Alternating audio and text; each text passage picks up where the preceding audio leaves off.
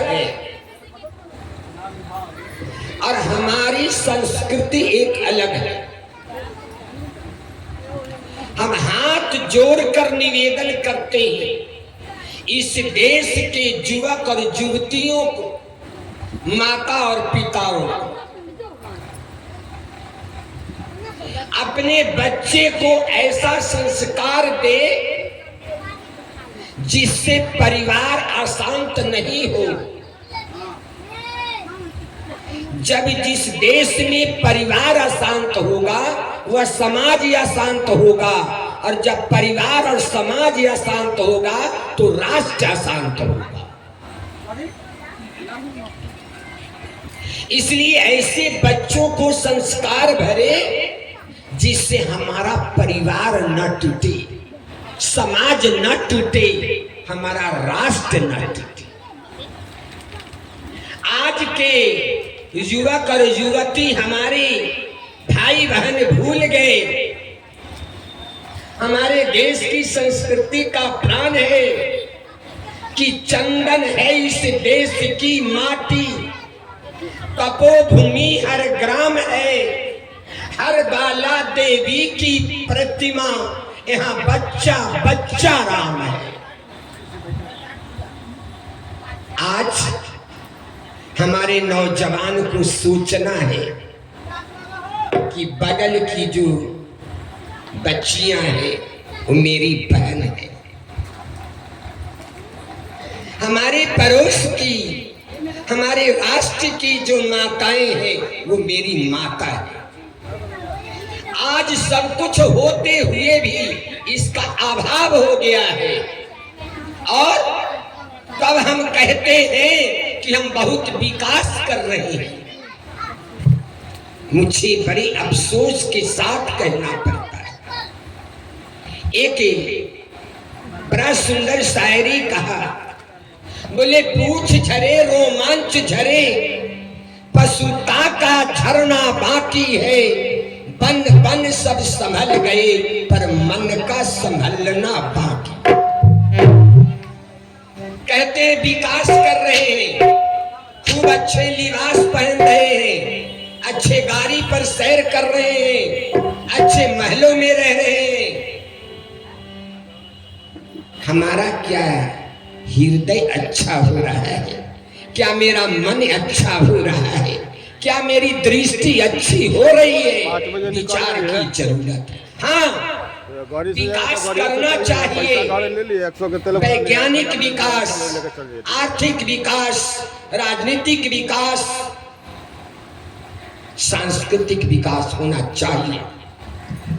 लेकिन भारत के नौजवान और युवती याद रखना, अपनी संस्कृति को कभी मत भूलना, अर्थात अपनी देश की, हमारा जो सनातन है, संस्कृति कहने का अर्थ है मेरा, जो हमारा सनातन है, उस सनातन का और 21वीं सदी के आधुनिक युग के विकास का संतुलन होना चाहिए।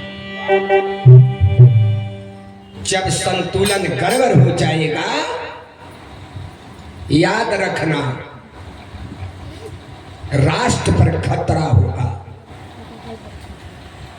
मुगलों के जमाने में हमारे सनातन में संतुलन बिगड़ गया था, अंग्रेजों के जमाने में हमारे सनातन में संतुलन बिगड़ गया था।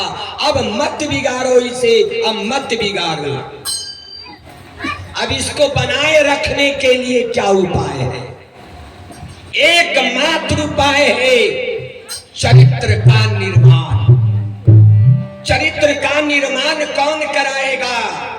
हमारे बुजुर्ग कराएंगे, ऋषि मुनि कराएंगे, शास्त्र वेद हमारे संस्कृति ग्रंथ कराएंगे, और हमारे आचार्य कराएंगे, गुरु कराएंगे। इसीलिए आज के जीवन में एक तत्ववेत्ता गुरु की जरूरत आज ज्यादा बढ़ गई। आज हमारे जीवन में गुरु की आवश्यकता अत्यधिक बढ़ गई है। इसलिए तत्ववेत्ताओं के पास जाकर हमको उनकी शरण लेनी पड़े। आपको एक उदाहरण दूं, मानव जीवन के अनेक बुराई है। आज मैं एक बड़ी महत्वपूर्ण बात है, जीवन धन्य होगा जी। हमारे मानव जीवन के अनेक बुराइयां हैं और अनेक अच्छाइयां हैं। क्षण करके तीन आया है, क्षण करके तीन आया। वो क्या? पहला, सत्य का पालन करना अर्थात असत्य न बोलना। दूसरा, पराई स्त्री को माता की दृष्टि से देखना। और तीसरा, अकारण बिना प्रयोजन क्रोध करना। ये तीन अपराध क्षमा नहीं होते हैं। आप कहेंगे कहां से बता रहे हैं? वाल्मीकि रामायण में जब राम ने यह प्रण किए कि मैं पृथ्वी को निश्चरों से रहित कर देंगे, मैया जानकी ने कही, प्रभु एक बात पूछो। बोले हाँ, किसने? बोली आप सत्यवर्ती हैं, आपने पिता की सत्य की रक्षा के लिए आपने 14 वर्ष वनवास लिया।